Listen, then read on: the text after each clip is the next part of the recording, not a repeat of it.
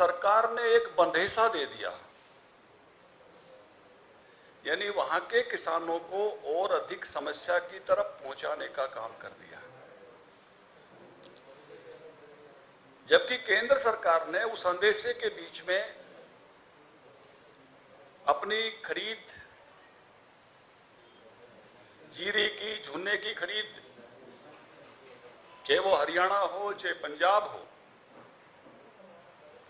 एक एक दाना खरीदने की अपनी प्रक्रिया को जारी रखा।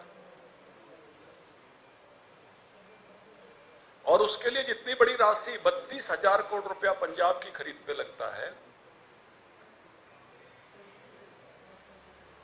12,500 करोड़ रुपया हरियाणा की खरीद पे लगता है, उस सब की व्यवस्थाएं करके उसको एक अच्छा संदेशा कि जिससे कोई अंदेशा था वो दूर हो। लेकिन कल पंजाब की सरकार ने इस पे और अधिक समाधान की बजाय भ्रम बढ़ाया।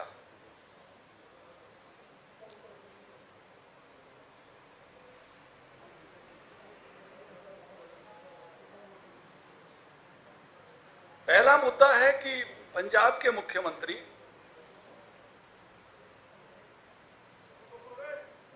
उस बिंदु के लिए कानून बनाते हैं जिसकी खरीद केंद्र सरकार करती है।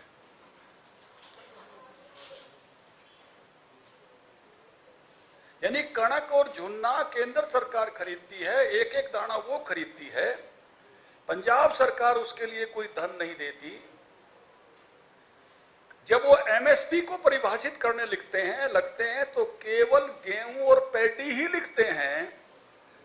जो खरीद पंजाब सरकार को करनी थी मोटे अनाजों की, जिसका पैसा खुद पंजाब सरकार को देना पड़ता, या दलहन और तिलहन का पैसा 25% केंद्र से मिलता है, 75% तक राज्य सरकार को देना पड़ता है, तो दलहन और तिलहन बाकी सभी फसलों की खरीद के बारे में वो पतली गली से निकल गए।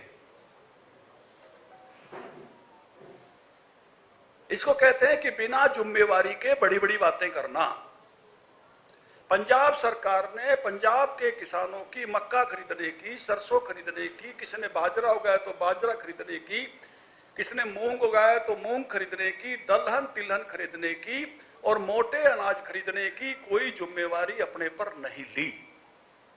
अगर सच्चे अर्थों में किसान हितैषी है पंजाब की वर्तमान सरकार, तो बाकी अनाजों की खरीदने की जिम्मेवारी जैसे हरियाणा सरकार खरीद रही है इस प्रकार से जिम्मेवारी लेती। जैसे हम बाजरा खरीद रहे हैं, जैसे हम मूंग खरीद रहे हैं, जैसे हम सरसों खरीदते हैं, उस मामले में पतली गली से निकल गए बिना रिस्पॉन्सिबिलिटी के। दूसरा जो प्रावधान किया वो प्रावधान भी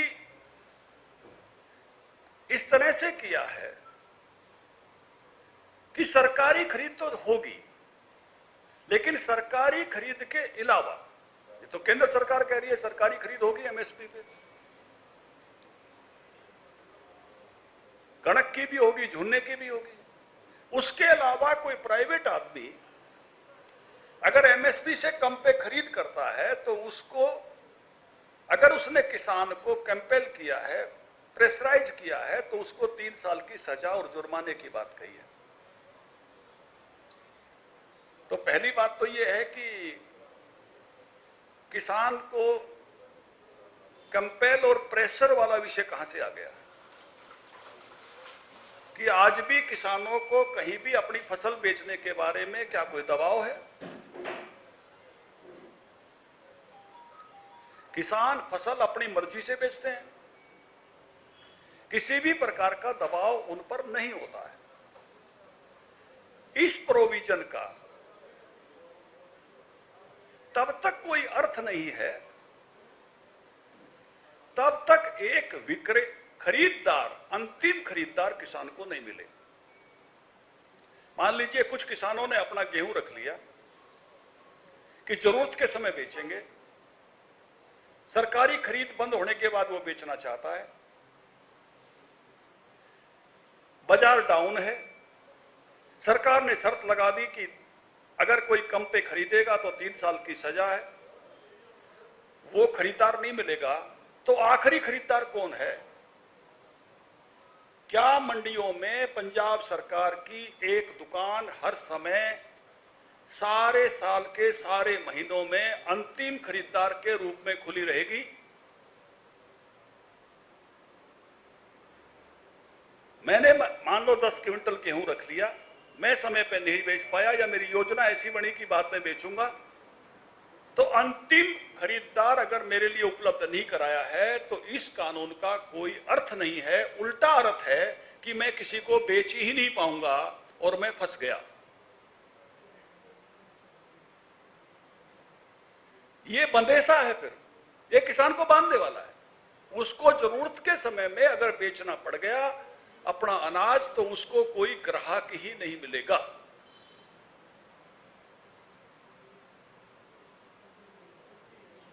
जब तक सरकार पूरे समय के लिए, क्योंकि सरकारी खरीद 1 महीना 1.5 महीना चलती है, उस समय केंद्र सरकार खरीदती है, लेकिन उसके बाद का क्या? क्योंकि कानून बाद के समय में काम करेगा, सरकारी खरीद तो हो ही रही है। प्राइवेट व्यक्तियों के बाद आदमी बाद के समय में जाता है, तो उस समय उसको कौन खरीदार मिलेगा? और कोई खरीदार नहीं मिलेगा तो अंतिम गारंटी सरकार को लेनी चाहिए कि हमारी एक सरकारी दुकान खुली रहेगी और हर समय हम उस पर खरीदेंगे। अगर ऐसा प्रोविजन अगर नहीं किया गया है तो इसका मतलब है कि ये कानून केवल और केवल बयानबाजी के अलावा कुछ भी नहीं है, केवल शब्द। बहुत सारे चीजों का दुरुपयोग होता है, इसमें भी दुरुपयोग की संभावनाएं भी छुपी हुई हैं। मान लो आपसी रजामंदी से किसी आदमी ने जरूरत के समय, किसी किसान ने किसी व्यापारी को अपना अनाज बेच दिया, लेकिन बाद में वो उसकी एफआईआर भी करा सकता है कि मेरा जबरन ले लिया गया। मुझे लगता है कि पंजाब के सारे आड़तियों के खिलाफ, पंजाब के सारे ट्रेडर्स के खिलाफ इस तरह की एफआईआर होने की संभावनाएं खोल दी गई हैं।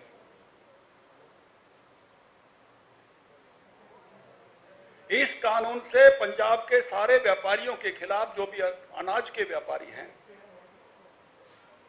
जो भी, क्योंकि ये बहुत सारा व्यवसाय विश्वास पे चलता है। मुझे मालूम है मेरा व्यापारी, मेरा मंडी में बैठा हुआ आड़ती, मेरा खरीदार पहले ले लेता है किसान से, सरकारी नंबर उसका 10 दिन बाद आता है, 15 दिन बाद आता है, तब वो सरकार को देता है। कई बार पेमेंट भी वो किसान को पहले दे देता है।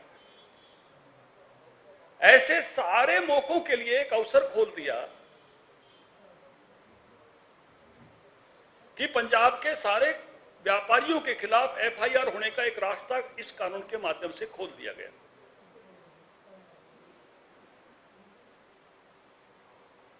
इसलिए मैंने कहा कि ये समाधान नहीं है, ये एक नया बंधन है, नया बंधेसा है इस अंदेशे के बाद, जो केवल और केवल मैं कहूंगा कि शब्दावली से ज्यादा और कुछ भी नहीं है।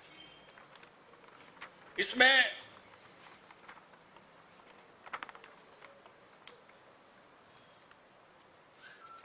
जो कोर्ट का रास्ता खोला है, कोर्ट भारत में स्वतंत्र हैं। भारत की कोर्टों में आप टाइम टेबल फिक्स नहीं करा सकते।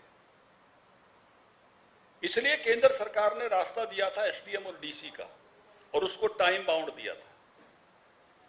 कई बार न्यायालयों में तारीख के लिए आप बंदिश नहीं डाल सकते, आपको तारीख कब मिलेगी। मान लो किसी मसले पर कोर्ट ने स्टे दे दिया दोनों पार्टियों के बीच में, तो किसान खेती कर पाएगा कि नहीं कर पाएगा? स्टेटस क्यों दे दिया? एक नई प्रकार की, उसमें स्टे और स्टेटस क्यों का प्रयोजन नहीं है, उसमें केवल उनके आर्थिक समाधान का विषय है। लेकिन इस नए कानून को उस तरफ ले जाने के कारण से एक नई प्रकार की समस्या में उलझाने का भी ये काम करेगा।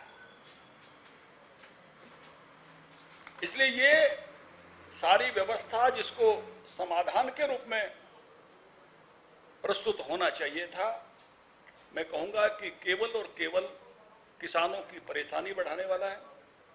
जो केंद्र कानून लेकर आया था, उन कानूनों में किसी के लिए कोई दबाव नहीं था।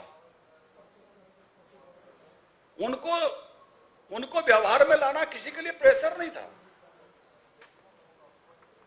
वो तो मर्जी की बात थी। कोई किसान डायरेक्ट मार्केटिंग करना चाहता तो करे, नहीं करना चाहता तो नहीं करे।